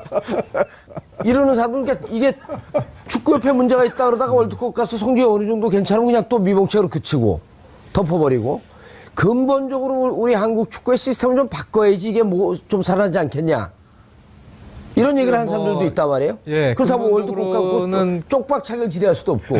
근데 사실 뭐 축구협회 개혁이라는 게 장기적인 관점에서 봐야 될 문제고요. 우리나라의 현실상 확 바꿀 수는 없는. 적폐 세력이 누굽니까 거기는? 글쎄요. 근데 저는 사실 그런 건 잘 모르겠습니다. 정확히는. 근데 뭐 해설위원들이 모르면 뭐 없다는 거예요. 축구협회 안에서 일을 하고 있는 것도 아니기 때문에. 근데 일단 협회 자체도 지금 또 이번 여론, 좋지 않은 여론 운매를 좀 막고 또 나름대로 개혁의 의지들을 표명을 했잖아요. 그래서 그 안에 있는 인사들도 좀 젊은 홍명보 전무부터 해서 좀 바꾸고 무언가 좀 유소년 정책도 좀 의지를 지금 가지고 뭐 하려고 하는 모습이 보이기 때문에 그때 제가 댓글 본 것 중에 가장 인상적인 게 축구협회가 말기암에 걸렸는데 반창고 바꿔붙였다 그러더라고요. 뭐 계속 그런 얘기는 했었죠. 항암 치료만 하고 있느냐. 아니 반창고로 바꿔붙였다는 거예요. 반창고를 기존에 붙였던 거를 살짝 다른 걸로 바꿔붙였다고. 근데 그런데 일본전은 어떻게 보셨어요 그러면? 저는 아주 좋게 봤습니다. 근데 우리가 사실 그 가장 중요한 게 뭐 체력적으로 준비가 되어 있는 것은 제가 전적으로 동의합니다. 그게 가장 중요하다고 보여요. 준비가 돼 있어요 체력적으로? 준비를 해야 된다는 거죠. 준비를 해야 된다. 그러니까 체력이 가장 중요하다. 그 점에 대해서 이번엔 체력이 좀 좋은 것 같은데요? 일본전 이번에 봤을 아무래도 때는? 국내파 위주로 동기부여들도 선수들이 좀 강했고요. 조직적으로 좀 많이 뛰어야 되는 그런 공수 뭐 간격도 마찬가지고 밸런스를 잘 유지하는 기동력을 보여줬기 때문에 좋은 경기를 했는데 글쎄요, 뭐 일본전 같은 경우는 우리가 경기를 잘했고 잘한 경기는 잘한 대로 우리는 격려해주고 칭찬을 해줘야 된다. 그러니까 우리 대표팀에게 지금 필요한 게 사실은 자신감 회복입니다. 네, 그런 부분에 있어서는 뭐 일본이 너무 저 2군 아니었냐, 뭐 2.5군이었냐 그런 얘기보다는 잘한 내용은 잘한 대로 우리가 칭찬을 해주고 좀 격려를 해줄 수 있는 그런 것도 좀 필요하다고 보여지거든요. 그래서 좀 사기를 좀 올려주면서 이제 분위기를 차고 올라가면 3월 평가전 때 그 분위기를 좀 살려서 좋은 결과를 내야 결국은 본선 때는 사실 다른 것도 중요하지만 제가 제일 중요한 부분은 자신감이라고 보여져요. 자신감을 좀 올려줄 수 있는 계기를 또 국민들도 함께 좀 마련을 해줄 필요가 있다. 알겠습니다. 한 팀씩 좀 그 스웨덴, 멕시코, 독일 이렇게 이 순서로 게임을 치르게 되죠? 네. 스웨덴 분석을 해주시죠. 네, 스웨덴은 이길 수 있을까요? 하나 잡으면 어딜 잡아야 돼요? 일단 스웨덴을 잡아야 됩니다. 올라가려면 성적이 어떻게 나야 됩니까? 1승 2무입니까? 아니면 1승 1무 1패까지 가능한가요? 1승 1무 1패일 때는 우리가 올라갔던 적도 있고 못 올라갔던 적도 있습니다. 그래서 그런 1승 1무 1패를 하게 되면은 물론 이제 올라갈 수 있는 희망은 보이지만은 확실치는 않다고 보여지죠. 그런데 이제 1승 2무는 1승 2무는 뭐 거의 올라갈 겁니다. 그런데 이제 그건 1승 2무는 올라가겠죠. 근데 제가 봤을 때는 냉정하게 우리가 뭐 1승 2무 이런 얘기를 하는 것은 좀 곤란하고 가장 당면한 과제는 역시 스웨덴에게는 우리가 좋은 결과가 나와야 된다. 우리가 사실 지난 2014년에도 보면은 좋은 결과 우리 시청자분들이 몰라요. 2대0으로 지겠다는 거예요? 3대0으로 지겠다는 거예요? 지면은 무조건 나쁜 결과입니다. 그 다음 이겨야 우리 된다. 멕시코, 독일을 감안했을 때는 무조건 나쁜 결과고. 이겨야 된다는 겁니까? 그렇죠. 사실은 우리가 러시아, 알제리, 벨기에 순서 아니었습니까? 여기서 사실은 이 조에서 1위를 14년에 했던 벨기에가 3승을 했습니다. 다 이겨줬어요, 사실. 그러니까 우리가 이겨야 될 다른 나머지 알제리, 러시아를 사실 벨기에가 다 이겨줬는데 그럼에도 불구하고 우리가 뭐 아시다시피 정말 속절없이 부진한 끝에 탈락을 했죠. 그런데 이제 반면에 2010년 같은 경우에는 아르헨티나가 3승을 하면서 이때는 또 우리가 1승 1무 1패를 하면서 올라갔었어요. 그러니까 문제는 뭐냐면은 저는 조의 구성이 어떠냐, 뭐 3승할 팀이 있느냐 없느냐 이거는 중요한 문제가 아니고요.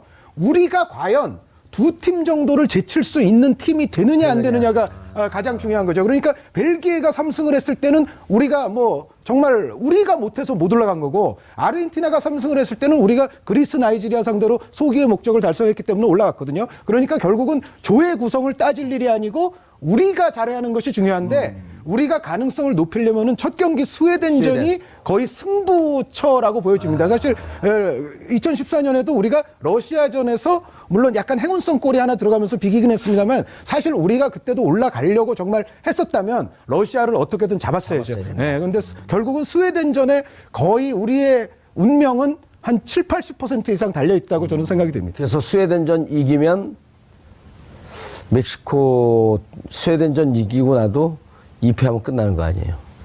그렇긴 하겠죠. 물론 이제 멕시코가 스웨덴보다 우위에 선다는 가정이라면 지금 말씀하신 대로 그럼 뭐 독일, 멕시코가 어차피 또 가게 되니까 그러니까 우리는 어차피 두 팀을 제쳐야 됩니다. 두 팀을. 그거 불가능한 거 아니에요?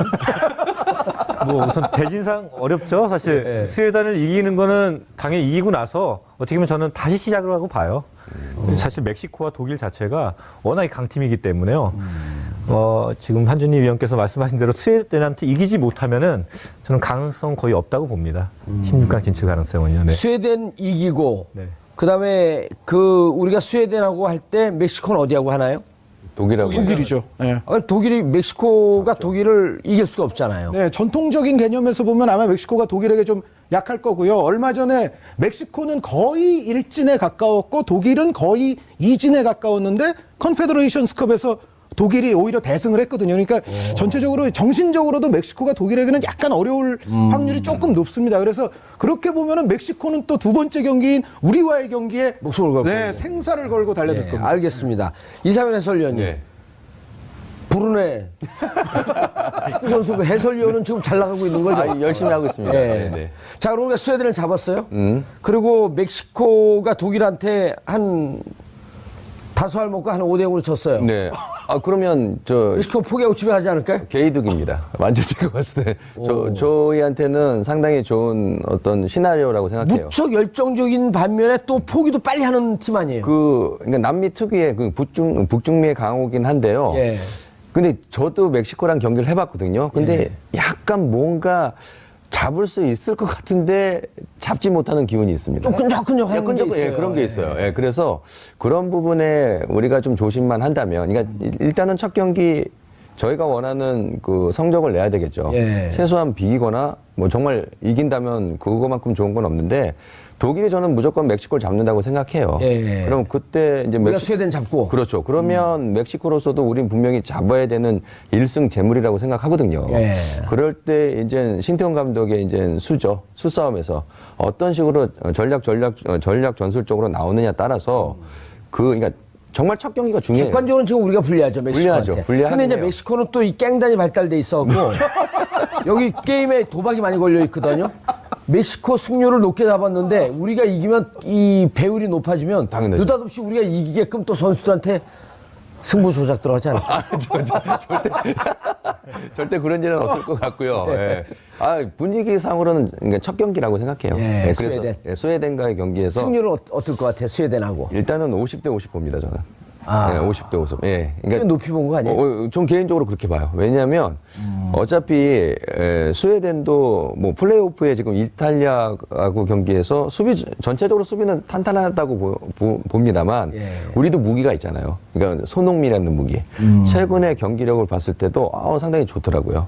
그러니까 분명히 축구는 11명이 하긴 하지만 뭔가 하나 포텐이 터질 수 있는 선수가 있는데 전 손흥민 선수가 그런 역할을 또 충분히 해줄 수 있을 거라 생각합니다. 송정호 해설위원님, 저는 궁금한 게 바르샤에서 뛰고 있던 어린 선수 하나 있잖아요. 자기 국가대표 시켜달라. 이승우 선수. 네. 이승우 선수. 맨날 국가대표 시켜달라 그러잖아요. 네네. 그 국가대표 될 자격이 있어요? 우선은 재능적으로 봤을 때는 상당히 뛰어난 것 같아요. 우선은 뭐 노력해도 사실 그 선수의 뭐 볼 터치 그리고 드리블할 때 그런 전 리듬감. 이천수의 어릴 때 모습을 보는 것 같은데. 정확하게 보셨어요. 네. 사실 그런 외모적인 것보다는 기술적인 부분에 있어서 그런 컨트롤과 아까 말씀드린 이제 드리블할 때 치고 나가는 그런 리듬, 템포 이런 부분들이 사실 연습한다고 다 되진 않거든요. 백승호 선수하고 비교하면 누가 더 좋아요? 저는 사실 봤을 때 타고난 건 이승우 선수가 훨씬 타고났어요. 체격 조건은 백승호가 좋잖아요. 그렇죠. 하지만 뭐 그냥 저는 이제 축구로만 봤을 때. 축구로만 봤을 때. 네. 그리고 아직은 이승우 선수가 아직 어리기 때문에요. 네. 체력적인 부분에서는 충분히 더 성장할 수가 있거든요. 더 이상 키는 안 클 것 같은데 이제. 키는 크지 않아서 사실 메시 선수도 키는 크진 않잖아요. 네. 하지만 이제 부딪히면서 하기보다는 정말 완벽한 재능을 갖고 있기 때문에 이승우 선수가 지금 보면은 아직까지는 능력은 좋지만은 자꾸 부딪히면서 축구를 많이 하거든요, 사실. 상대 선수하고. 그렇다고 자주 넘어지고. 네. 그러면은 이제 사실 자기의 장점과 단점을 알아서 최대한 부딪히지 않고 공을 차는 것이 그 선수의 효과적인데 아직은 제가 계속해서 보고는 있는데 그런 부분에서 부족한 부분이 많이 있습니다. 그래서 좀 아직까지는 대표 욕심이 많아서 그런 건가요? 아니면 그 자기 열정이 강해서 그런 건가요? 둘 다 그런 것 같아요. 욕심도 많고 열정도 많은 것 같아요. 그래서 우선은 본인이 부딪히면 안 되면은 우리 편 선수들 잘 이용을 해야 되거든요. 그런 부분에 있어서는 아직까지 막 보니까 막 몰다가 뺏길 때쯤 패스하더라고요. 그래서 축구라는 게 뭐 잘 보셨는데 내가 편할 때 패스하는 것이 아니고요. 우리 편이 편할 때 패스를 줘야 되거든요. 그렇죠. 그런 부분들을 좀 빨리 깨닫는 게 중요할 것 같아요. 이번에 대표 선수 발탁하면 그 히든카드가 되지 않을까요? 이번에는 저는 쉽지는 않을 것 같아요. 지금 하는 걸 봐서는. 거기에는 아직은 할수 안 했다. 아직까지는 월드컵 대표팀에 뽑혀서 활약할 수 있는 실력은 아닌 것 같습니다. 백승호 선수 선수도 아직까지는 좀 부족한 것 한 명 같아요. 누구 또 있잖아요. 그 슛돌이 출신인가요? 이상윤 선수가 슛돌이 출신 아니에요? 예. 이강인 선수는 정말 어립니다. 저는 좀 더 키워서요. 본인 해서 이상윤 선수를 어디서 많이 봤나 했더니 슛돌이에서 봤네 진짜. 저 차범근 축구교실에서 그렇죠. 저 차범근 축구교실 출신이에요 저도. 그러세요? 예, 저기 그 동부 이천동 거가서 공차고 그랬어요. 자, 스웨덴. 네. 장지원 해설위원님. 예. 스웨덴 얘기하셔야죠.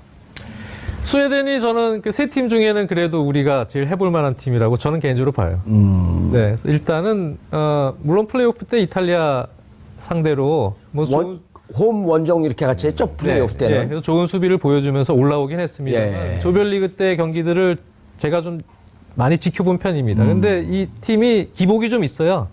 공격력이 일단 단조롭고. 아하. 네, 그래서 전방에 이제 마르쿠스 베리라는 선수가 있고 토이보넨이라고 좀 장신 선수가 있는데 롱볼로 좀 때려놓는 스타일입니다. 아, 우리 1960년대 스타일이네. 예, 롱볼로 뻥축구. 예, 그렇죠. 그래서 롱볼로 수비진에서 때려놓고 예. 세컨볼을 떨어뜨리면 거기서 이제 경합을 해서 들어가는 상황이거나 아니면은 이제 가끔 지공이 있습니다만 그럴 때는 그 라이프치히에서 뛰는 포스벨이라는 선수가 있어요. 그 선수가 왼쪽 미드필더인데 그 선수가 중앙지향적인 플레이를 하면서 연계 역할이나 공격 지원을 해주는 그런 스타일인데 전술이 좀 간단해. 단순합니다. 어떻게 보면 이 공격 전술이나 전체적인 전술 운영이 좀 단순하고요. 예. 그리고 수비진이 뭐 그란퀴스트나 또는 요즘에 이제 맨체스터 유나이티드도 뛰고 있지만 잘 그다지 뭐 인상적인 활약을 못하고 있는 린델로프 같은 수비수가 있습니다. 근데 이 수비수들이 또 뒤가 좀 약합니다. 아하. 그래서 저는 스피드는요. 이번에 일본 팀 같은 경우도 스피드가 떨어졌고 우리한테 많이 그 사이드라인을 뚫린 거거든요. 그래서 우리나라가 가지고 있는 장점만 잘 발휘를 하면 저는 스웨덴은 충분히 해볼 수 있다. 장점이 뭡니까? 우리나라 갖고 있는 장점. 역시 스피드죠. 네, 빠른 공격 전환. 네. 그런 부분에 있어서 저는 그래서 사실 개인적으로는 지난 작년 11월 평가전 전에 바로 그 원투 그때 펀치. 두 분이 우리 대한민국 축구 폭망한다고 예언하고 가지 않았나요? 아니 그 평가전 전에는 좀 그때는 분위기가 좀 약간 그럴 때였잖아요. 거기 이제 편성해서 저희도 갔는데 근데 이제 사실 그때 원투펀치에서는 이승우 선수를 그래도 한번 넣어보자. 한번 테스트를 해봐야 될 시기가 그때 아니냐. 그때 아니면은 이제 좀 기회가 없으니까. 그래서 그런 얘기도 저희가 방송에서 하긴 했었어요. 그리고 이제 사실 차범근 감독님 98년 월드컵 때도 경험을 이상현 위원님께서 하셨지만 그때도 차범근 감독이 고종수 같은 어린 선수들을 뽑으면서 이제 언론 인터뷰에서 본선 직전에 이렇게 예기치 않은 플레이를 하는 어린 선수들이 한두 명 발탁되는 것이 좋다고 생각해서 뽑았다. 라는 인터뷰도 했거든요. 근데 저는 개인적으로는 물론 이승우 선수가 아직 경험이 좀 부족하고 지금 리그에서 좀 약간 부침이 있는 출장 기회가 좀 적은 상황이긴 하지만 그래도 우리가 본선에서 역습 기회를 살릴 수 있는 조커 역할 이런 역할을 필요로 할 때는 이러한 유형의 선수가 그래도 저는 어린 선수지만 이 돌발 변수로서 좀 필요하다. 그래서 한번 기회를 좀 일찍 줘봐야 되지 않겠느냐. 대표팀에, 성인 대표팀에서. 나이가 그렇게 어린 것도 아니거든요. 그래서 그런 부분에 있어서는 지난번 11월 평가전 때 전 한번 테스트를 못 시켜본 것이 조금 아쉽긴 해요. 이승우 같은 선수는. 이승우 선수. 개인적으로 그렇습니다. 스웨덴. 네. 스웨덴이요? 스웨덴에게는 제가 뭐 칼럼 쓴 것도 있습니다만 기본적으로 전환의 속도. 그러니까 수비로부터 공격으로 나가는 전환의 속도와 좌우 측면을 또 볼을 우리가 이동시키는 어떤 전환의 속도. 스웨덴은 어떤 전략으로 나올까요? 네, 스웨덴은 사실은 우리에게 또 약간 기회가 될 수도 있는 것이요. 스웨덴이 기본적으로 이제 수비 밸런스가 그래도 탄탄한 팀 아닙니까? 근데 우리를 상대로 했을 때는 스웨덴이건 멕시코건 사실 모두가 공격적으로 나올 겁니다. 왜냐하면 우리는 그들 입장에서 봤을 때는 1승 상대고 반드시 우리를 잡아야 되기 때문에 그래서 어떤 의미에서는 스웨덴이 그 체격은 좋지만은 장 의원님 말씀대로 이제 뒷공간 커버가 조금 느릴 수가 있거든요. 그런 상황에서 우리를 상대로 3점을 노리면서 공격적으로 나올 때에는 수비가 벙벙할 수 있겠다. 그렇죠. 우리가 전환의 속도와 좌우 측면 또 볼 이동의 속도만 잘 살려준다면 오히려 그러한 스웨덴의 심리를 역으로 공략할 가능성은 없지 않다는 생각을 합니다. 그러니까 스웨덴은 한국이 아시아의 호랑이라고 하지만 스웨덴 입장에서 쥐 같다, 쥐. 그렇죠. 무조건 이겨야 되죠. 그쪽 입장에서. 한 방 빵 치면 쥐. 글쎄 올해는 쥐 잡는 날인데. 쥐 잡는 날인데. 공격적으로 나오기 때문에 상대적으로 수비가 좀 허술할 수 있겠다. 직접 뛰어봤을 때는 어떻습니까? 이런 지금 해설이. 근데 저희가 나갔을 때 사실 저희가 스위스랑도 이제 2006년에 뛰었을 때도 거기서 그렇게 막 공격적으로 나오진 않았어요. 막상 또 수비적으로 나왔습니다. 꼭 이겨야 됨에도 불구하고. 그러다 보니까 아니 어쨌든 우리 팀에 대해서 그렇게 녹록하게 생각하지 않는 점은 있나요? 왜냐하면 우리의 장점을 말씀하신 대로 그들도 알고 있거든요. 우리가 빠르다는 것을. 그러다 보니까 빠른데 공은 뒤에 두고 혼자 달려가면 아무 의미가 없는 거 아니에요? 그렇죠. 근데 지금 뭐 선수들의 능력이 많이 좋아졌기 때문에 그래서 다 말씀하신 게 맞고요. 제가 손흥민 카드도 그 중요한 위협 카드가 될 수 있을까요? 유효 카드가 되겠지만은 스웨덴 입장에서는 충분히 거기에 대해서 준비를 하겠죠. 한 명, 두 명 커버를 확실하게 하기 때문에 말씀하신 대로 저희를 좀 우리 대한민국을 좀 만만하게 봐야지 그들이 좀 나와줘야지 뒤에 공간이 많이 생기거든요. 만만하게 보게끔. 네, 그렇지 않고 만약에 수비적으로 하면서 기존에 하고 있는 역습 그거를 뭐 하게 된다면은 정말 어려운 경기 될 것 같아요. 오히려 그러면 나와주면 왜냐하면 저희도 스웨덴에게 승점 3점을 따야 되는 상황이기 때문에 마찬가지거든요. 근데 처음도 우리 수비를 잠궈두고 있다가 네. 잠궈두고 있으면서 저쪽이 어떻게 나오는지 일단 전략을 보다가 네. 대응을 해야 되는데 네. 나와주면 좋지만 안 나왔을 때는 우리 수비로 잠궈놓고 있을 수는 없는 거 아니에요? 그러니까 우리의 큰 단점이 상대가 잠갔을 때 그거를 뚫고 들어가는 그런 세밀한 연결이 사실 안 되거든요. 그렇기 때문에 상대가 나오지 않았을 경우에는 정말 답답한 경기가 될 것 같고요. 그러다가 또 공격으로 올라갔다가 스웨덴도 마찬가지로 상당히 역습이 빠르거든요. 단순하고. 그렇기 때문에 그런 부분에 있어서 단순하지만 역습 빠르다. 그리고 결정력이 또 확실하기 때문에요.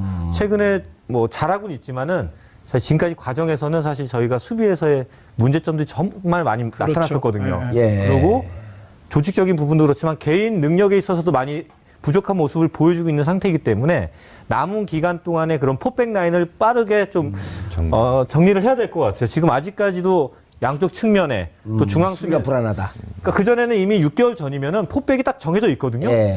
변화가 없어요. 근데 지금은 매 경기 바꾸고 있거든요. 그런 부분들이 빨리 불안하다. 달라져야 될 것 같아요. 알겠습니다. 이상윤 해설위원님께서 봤을 때 아까 이제 네 분 다 공이 체력적인 면을 강조를 했는데 체력은 좀 어떨 것 같습니까? 유럽파, 국내파. 어차피 체력적으로는 선수들이 준비를 하죠. 근데 거기에 나갈 정도면요.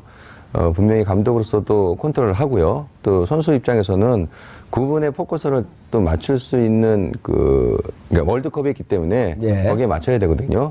뭐 조금 더 앞에서 얘기한 거에 좀 보탬이 된다면 충분히 그 스웨덴도 최근에 그 번이라는 팀이 프리미어리그의 번이라는 팀이 그 롱볼을 많이 때려주죠. 카운터 그러니까 킥앤더러시죠. 그러니까는 킥을 때려주고 또 거기에 대한 볼을 50대 50이라고 생각하는 거죠. 그러니까 그 볼에 대한 공략이 상당히 좋은 공격을 하는 팀들이죠. 그러니까 저희로서도 그런 부분에 좀 대비를 좀 철저히 해야 되고요. 그러니까 서로 약속된 플레이라고 할 수 있는데 제공권이 좋은 선수들도 있고요. 그러니까 그런 반면에 만약에 그런 제공권에서 저희가 진다면 떨어지는 볼에 대한 관여가 돼야 돼요. 그러려면 선수들의 어떤 그 센스도 있어야 되고 또 수비적으로 봤을 때도 잘 준비가 돼 뭐 미들에서도 그런 세컨볼에 대한 리바운드에 대한 볼에 준비가 되어 있지 않으면 어려울 수밖에 없는 거죠. 알겠습니다. 2018년 러시아 월드컵 장지현 해설위원님, 한준희 해설위원님, 그리고 송종국 해설위원님, 이상윤 해설위원님 귀한 시간 내주셔서 감사합니다. 인사하시고요. 네, 감사합니다. 자, 2018년 월드컵 6개월 남았습니다. 국민들에게 스트레스 주지 않는 그런 월드컵이 되길 기대해 봅니다. 1월 2일 화요일 정봉주